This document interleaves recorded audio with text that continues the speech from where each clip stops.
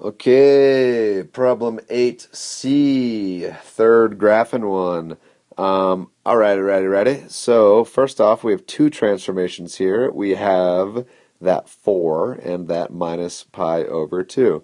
Well, that 4 is going to make it so that our amplitude is 4. So I'm going to get my maximum 4 and my minimum negative 4.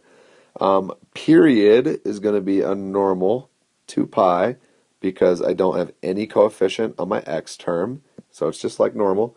Now, the only different thing is that minus pi over 2, that phase shift.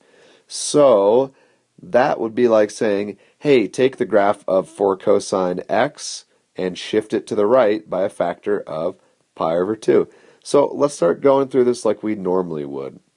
Once you identify your period, go ahead and start marking up the x-axis. I'm not going to explain this again because I've done that a lot, but get your x-axis, and now we can start plotting points. Remember, go back to the unit circle if you need to. Cosine starts at its maximum value, so normally we would be at our maximum value at 0 right there. But that minus pi over 2 says shift everything to the right pi over 2.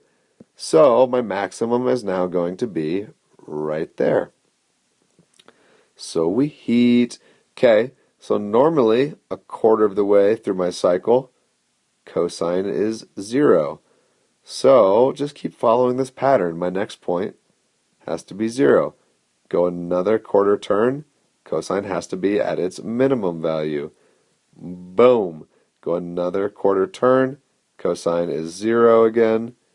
And you might be like, oh crap, I've run out of graph, and that's not a full cycle. Well, you can continue this to the left if you want. If you wanted to, also, you could continue it to the right and give yourself another tick mark over here. Call it 5 pi over 2, and you could put that maximum there as well. And that would be a full cycle.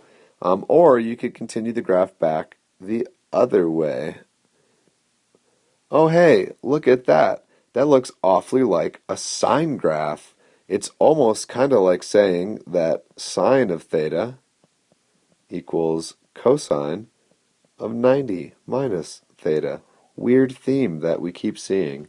Okay, cool.